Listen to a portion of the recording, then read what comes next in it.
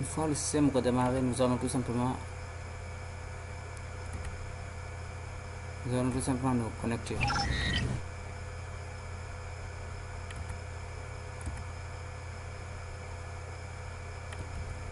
Nous demandera tout simplement de nous connecter. On va fournir les paramètres de l'utilisateur créés lors de l'installation. Le mot de passe était passé. Login. Après quelques secondes, on va nous amener sur le bureau de sécurité Onion. Une fois sur le bureau de sécurité Onion, on verra la disparition du script d'installation de sécurité Onion, étant donné que sécurité Onion est déjà installé. Nous allons maintenant installer les setups. Pour cela, on clique tout simplement sur setup. Ensuite, on demande de s'authentifier. On a le mot de passe passé. Clique sur OK. On demandera tout simplement maintenant de cliquer sur, on peut cliquer sur Yes. Non. Ensuite, on va utiliser l'ensemble des setups présents sur le système. On va utiliser le dernier serveur. Ensuite, on va utiliser Suricata pour la surveillance et la carte réseau de notre serveur. Ensuite, on va utiliser la première ligne, étant donné que nous n'avons pas acheté de signatures. On va utiliser les signatures gratuites qui ont été mises par la communauté.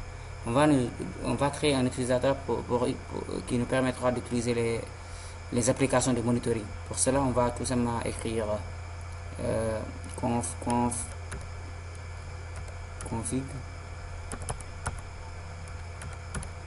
OK. Mot de passe, on va mettre passé. OK. On va confirmer. OK. On demandera tout simplement de valider les changements. Ici, il va essayer tout simplement de télécharger des signatures. Étant donné que nous n'avons pas la connexion Internet, le téléchargement des signatures ne se fera pas. Mais par la suite, on va tout simplement après mettre à jour les signatures via tout simplement l'onglet qui se trouve sur les applications.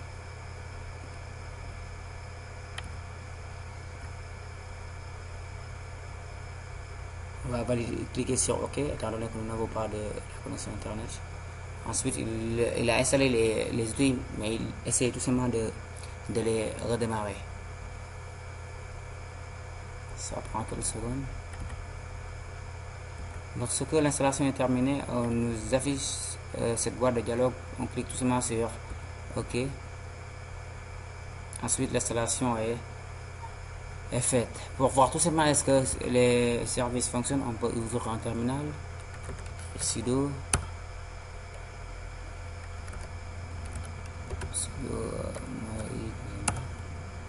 Ensuite, on va mettre passer.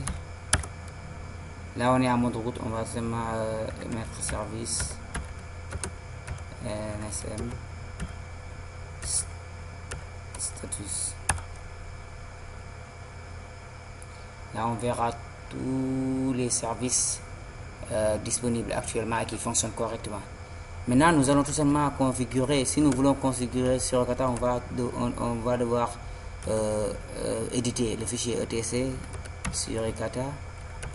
sur Kata. Ensuite, on cherche certaines lignes. Ici, cette ligne nous permet tout simplement de voir l'ensemble des actions possibles. Passer, drop, rejeter, alerter. On les laisse pas comme ça par défaut. C'est bon.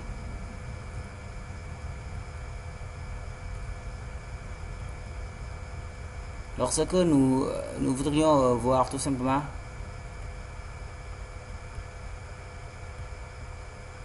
le fichier de configuration est un peu long, très riche, vraiment.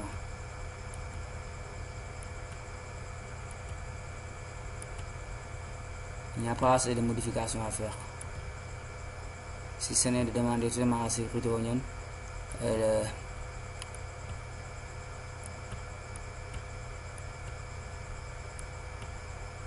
section.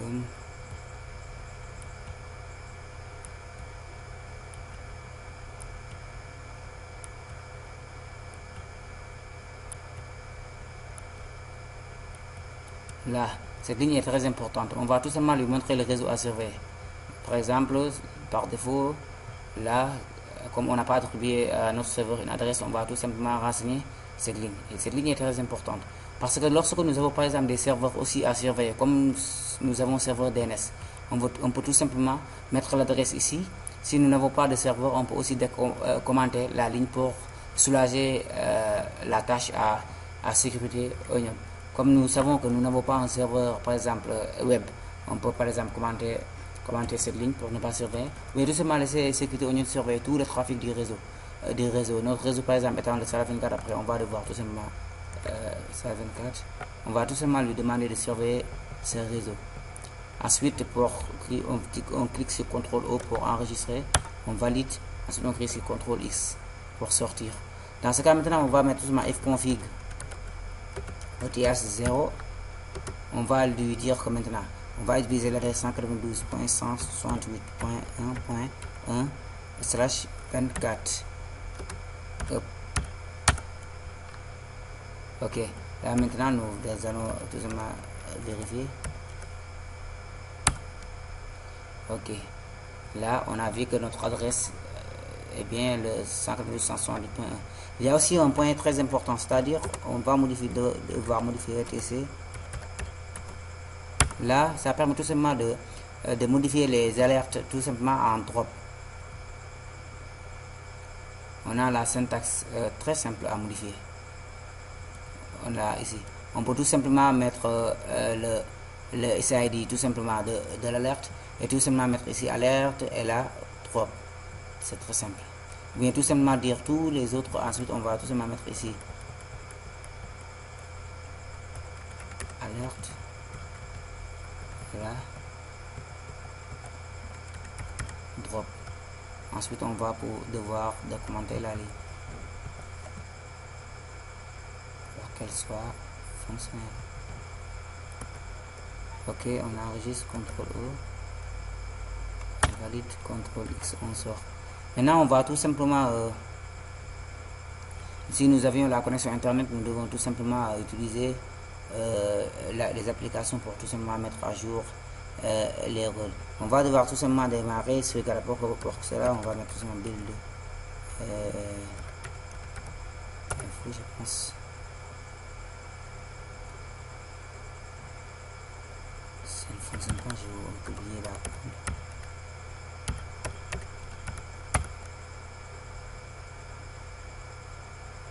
C'est pas grave, on va mettre tout simplement Suricata. On va essayer. Ici, on va renseigner tout simplement le répertoire contenant le fichier de configuration. Ici, on va mettre S signature pour que Suricata démarre avec les signatures. Signature avec S. Signature.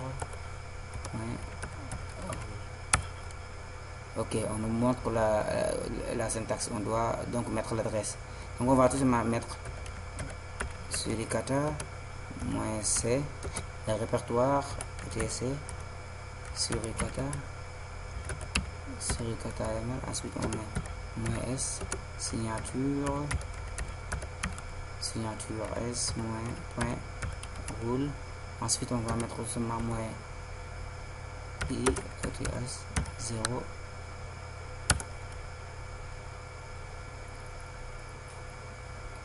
On n'a pas créé le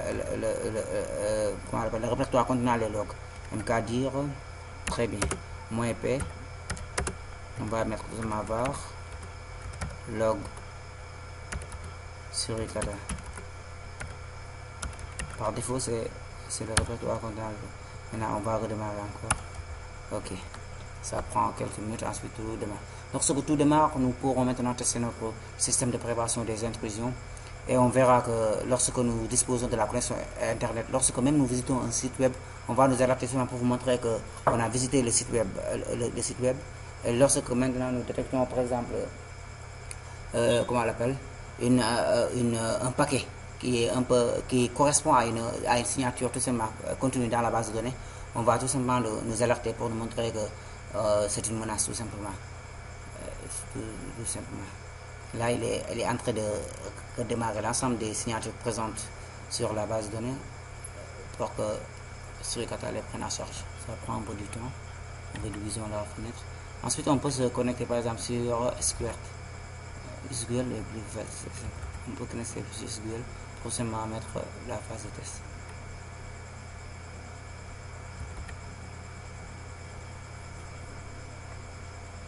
Si c'est SQL, nous aurons obligé d'avoir un navigateur, qu'il soit Mozilla ou Chrome. Mais si c'est SQL, c'est une application PHP qui a été développée tout simplement par les journalistes. On va tout simplement mettre ici l'utilisateur, c'est un config. L'utilisateur, j'avais ouvert plusieurs utilisateur, c'est config. Et mot de passe est passé. Ok, actuellement, maintenant je coche Select All. Ensuite, je démarre l'interface. Ok, notre interface est prête à être exploitée. Actuellement, nous n'allons pas visionner d'alerte étant donné que on n'a pas. Ça c'est Squirt, c'est l'autre interface, tout simplement aussi le monitoring. Là aussi, on va tout renseigner les mêmes paramètres config, passer. Ok. Ok, là c'est l'interface de SQL. Fonctionne correctement lorsque nous visitons l'internet. Si nous avons la connexion, on peut faire le test.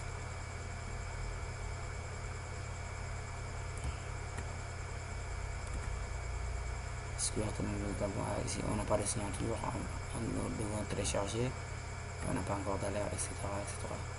Voilà le fonctionnement, la configuration de base, tout simplement de sécurité Onion et de Suricata en même temps.